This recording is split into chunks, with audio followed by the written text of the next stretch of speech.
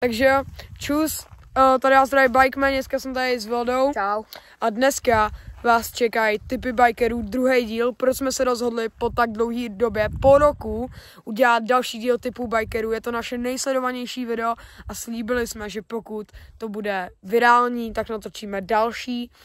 A doufám, že tady to video bude taky virální, protože náš kanál je teďka trošku mrtvej, snažíme se ho oživit, takže dejte like, odběr, koment, ať nás podpoříte a ať nám funguje algoritmus. Tak jo, jdeme na to.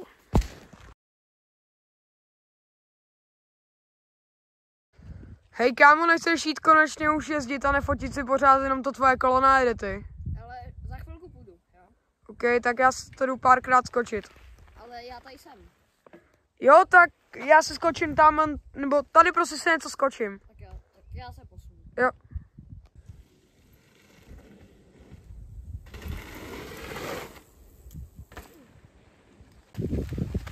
Hele, nechceš teda už jezdit, už to tady natáčíš třeba půl hodiny.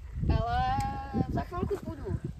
Kámo, já už na tebe fakt kašlu, ty vole. Už říkal jsi, že jdeš jezdit a už tady jenom hodinu natáčíš svoje kolo.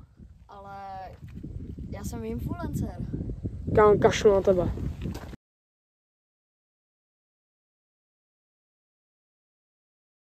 Ty vole, kde je?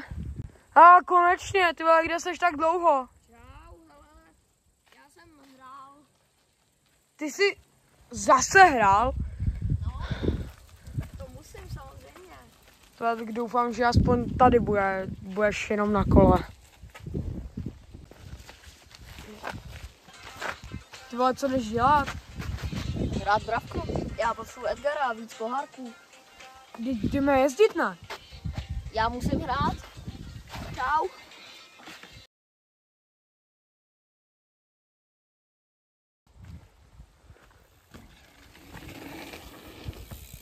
Jo, konečně jsem to skočil. Hele kámo, já ti poradím, jo, jak na to líp. No. Hele, jeď si trošku rychlejc, víc to vytáhni a buď skrčený, jo? No, tak jo. Já chytrýho. Tak pojď, já se na tebe podívám, jo? Tak jo.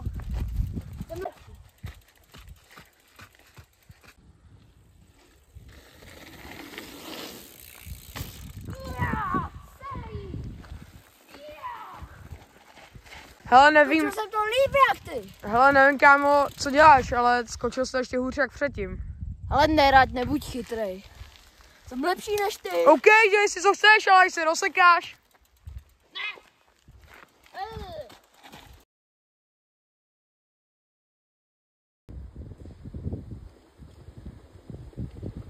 Hele, takže my se s vámi loučíme, doufám, že se vám tady to video líbilo, pokud ano, dejte like, odběr, moja teďka tady za mnou a u dalšího videa čus!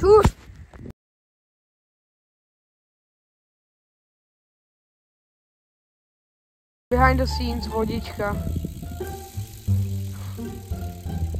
Co tam dělá ten debil?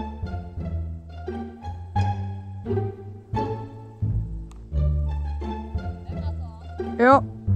Ty vole, tady je normálně díra do nový galaxie, nebo do nového světa.